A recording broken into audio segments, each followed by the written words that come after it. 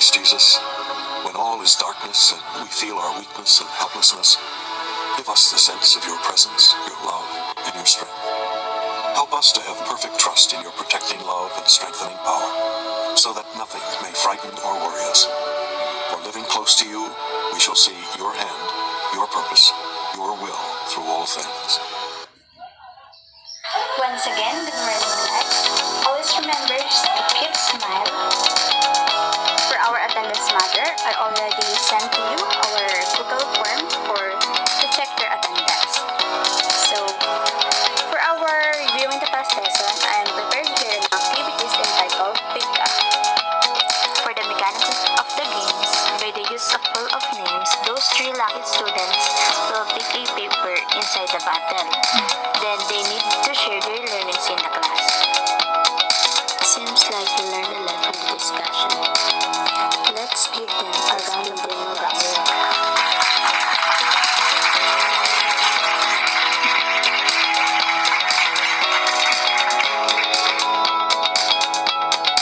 So let's move to our motivational activities entitled Color Walk. For the mechanics, the teacher will provide the pictures and it will let students to write down their observation. And those 2 lucky students by the use of full of names will share their observation in the class later. A very good observation. Thank you for the both of you that you share your observation based on our activities. And then you may take your seat and kindly give them a round of applause, class.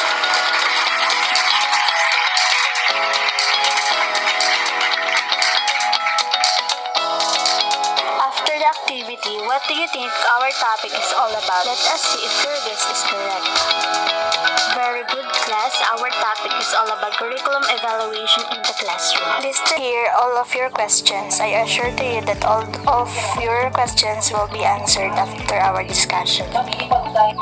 For our learning objectives at the end of the lesson, the student should be able to first discuss the concept of curriculum evaluation in the classroom.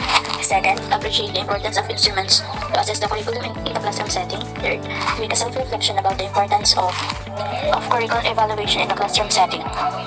And for our unlocking of unfamiliar terms, these are the words or terms that might encounter during our discussion. First, anecdotal, not necessarily true or reliable because based on personal accounts rather than facts or research.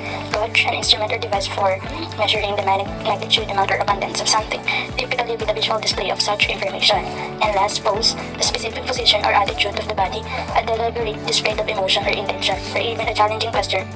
Curriculum evaluation in classroom assess educational programs' effectiveness, analyzing learning outcomes, student engagement, and teachers' feedbacks, regular assessments, feedback loops, and content adaptations are crucial components.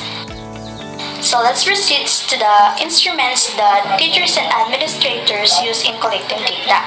So first, test results. Kindly read Mr. Villanueva. Okay, very good. You may take your seat. In addition, test results aiding teachers and parents in identifying a child's strengths and weaknesses in various subject areas. Second, anecdotal records are used to record specific observations of individual student behaviors, skills, and attitudes as they relate to the outcomes in the program of studies. Such notes provide detailed narratives of student learning and aiding teachers in planning lessons, informing families, and identifying developmental goals. I have here 3 questions of anecdotal records. First is, how do we write anecdotal records? In writing anecdotal records, the observer should be specific, objective, and focused when taking anecdotal records during an observation. Second questions of anecdotal records is that, what are the characteristics of anecdotal records?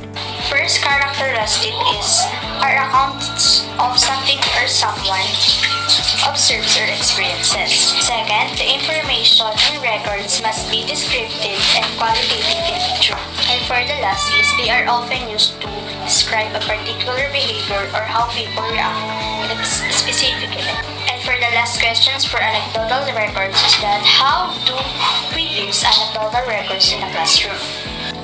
Anecdotal records utilized in the classroom to identify special education and gifted programs as well as to evaluate teachers and student interaction and of course the teaching effectiveness. Kindly read Miss Ferelda. Very good, you may take your seat. Checklists are a statement with a specific criteria, either yes or no, and it can be used by students, group, or classes, and it can be a single use or designed by a multiple usage. Next is interview guides. Kindly read Miss Desvasido. Okay, very good. You may take your seat. Interview guides, they provide guidance about what to do or say next after your interviews has answered the last questions. Observation guides is an outline provided to pre-service teachers as a way to scaffold and support their observations of balance, literacy practices taking place in the classroom instructions. Kindly read it, Mr. Ginto. Okay, very good. You may take your seat. Experts believe that these factors significantly influence job and career success and satisfaction, often revealing aspects of an individual's character or psychological makeup through standardized instruments. A rating scale is a type of multiple-choice question that allows survey respondents to indicate a value for a product or services. Kindly read yes, Miss Rachel. Thank you, Rachel. You may take your seat. Interest inventory, also known as interest test, is a testing instrument designed for the purpose of measuring and evaluating the level of an individual's interest in or preference for a variety of activities. In addition, interest inventories are surveys that gauge individuals' enjoyment and interest in the various activities, providing insights into careers that align with similar preferences. Overall, teachers are crucial in a classroom. Curriculum evaluation in gathering data and interpreting data to improve instruction and effective curriculum implementation. Any questions or clarification, class? Seems like you don't have any question. We will proceed to our collaborative activity. The mechanics of the activity are given. You are given 5 minutes to do the activity. I will observe your participation so that you must be actively participate on our activity. Congratulations, class, for a successful activity done.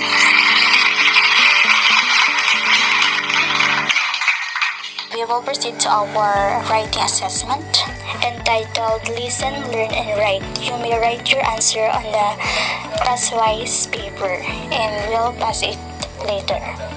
Your works will be graded according to our rubrics here. For our generalization, I believe the 2 questions given are already answered. And for the 3rd questions, I want you to answer it. Yes, Miss Mendoza. Okay, very good. You may take your seat. You may also do the hashtag Hugot Pulot Bunot Challenge. Okay, class? For your evaluation, I create a Google form for you to take the 10-item quiz easily, and you will be given 5 minutes to take the quiz. And you must use your personal account like the TUP account and submit your screenshot proof that you take the quiz on time. Are we clear to our instructions?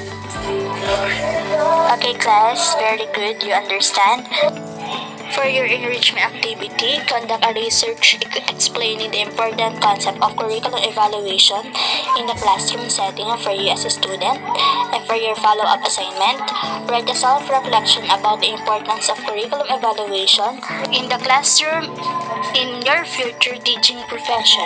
And for your advanced assignment, make an advice reading about the curriculum evaluation at school system level, then write your understanding on a whole sheet of paper.